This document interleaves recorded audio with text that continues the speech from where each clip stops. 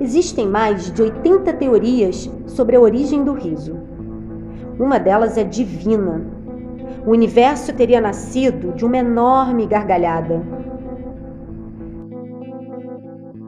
Na mitologia grega, o riso só era verdadeiramente alegre para seres imortais, os deuses. A consciente mortalidade humana contaminaria o riso. O riso é uma coisa muito séria, dizia Groucho Marx. Não é para menos que em Esparta tenha existido um templo para o riso, para a morte e para o medo. Na antiguidade, falava-se de um país em que os habitantes eram 2 vezes maiores e riam 2 vezes mais que nós. Eles não precisavam trabalhar e morriam numa gargalhada. Heródoto conta também que na atual região da Turquia se lamentavam os nascimentos e morria-se rindo. A expressão morrer de rir pode ser literal. Um dinamarquês morreu de tanto rir assistindo ao filme Um Peixe Chamado Wanda. Nas terras onde hoje é a Tanzânia, uma epidemia de riso durou 2 anos e meio. Um dos contaminados ficou 16 dias gargalhando. Foi uma histeria coletiva, como a dança de São Guido na Idade Média, em que multidões começaram a dançar descontroladamente após ingerir pães com fungos alucinógenos. A dança é o corpo sorrindo? Os saudosistas dirão que a época antiga era melhor. Aristóteles dizia: o ser humano é o único animal que ri. Para Platão, só seria lícito rir dos inimigos. O ator Paulo Gustavo disse: o riso é um ato de resistência. Não foram poucas as vezes em que se proibiu o riso, o que seria um sinal de seu caráter subversivo. Resistir é sobreviver. Se em Sorriso do Cativeiro o poeta Lino Guedes diz: talvez de medo o negro punha-se a rir, Dona Ivone Lara canta que um sorriso negro traz felicidade. Ou seria melhor morrer rindo do que viver chorando, como cantou um movimento político nos anos 70? Há quem diga que sorrir seja revolucionário.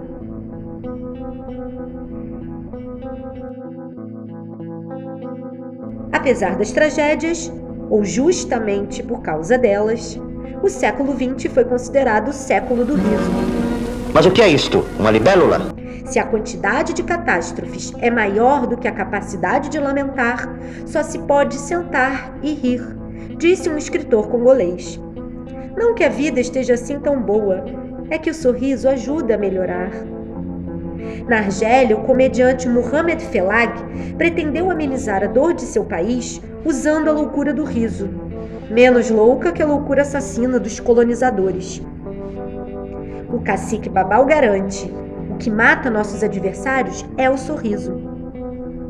Um psicanalista francês sugeriu que o povo Iks, de Uganda, tenha sobrevivido à fome e à doença graças ao riso. O século XXI vive a sociedade humorística. É a era do meme, do emoji, das dancinhas padronizadas nos vídeos curtos. O riso sempre frouxo, liberado, onipresente, quase obrigatório. Apenas mais um produto a ser comercializado. Houve um tempo em que sorrisos largos em fotografias eram mal vistos. Agora eles são símbolo de felicidade em selfies e posts que gritam isso para o maior número de pessoas possível. Por que então estudos apontam que o mal do século é a depressão? Parece sintomática a descoberta de uma depressão atípica, conhecida como depressão sorridente. Isso nos remete à conhecida relação entre temperamentos deprimidos e comediantes. Estamos rindo para não chorar?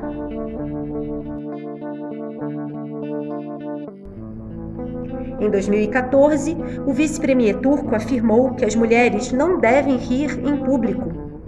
Em 2021, a Coreia do Norte proibiu demonstrações de felicidade por 11 dias, depois da morte de um ex-ditador. Uma mulher britânica declarou que não sorri para evitar rugas. Qual riso que vale?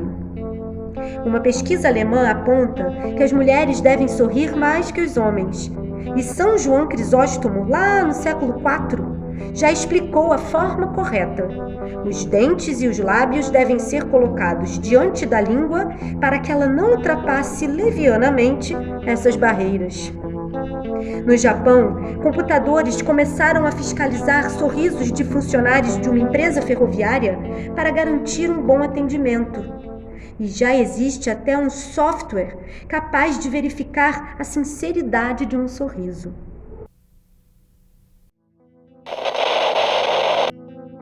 Se para os deuses antigos o riso humano não era genuinamente alegre por causa da consciência da morte, o riso compulsório hoje seria praticamente o único remédio contra a angústia pela qual deslizamos lentamente sobre o palco tragicômico da vida.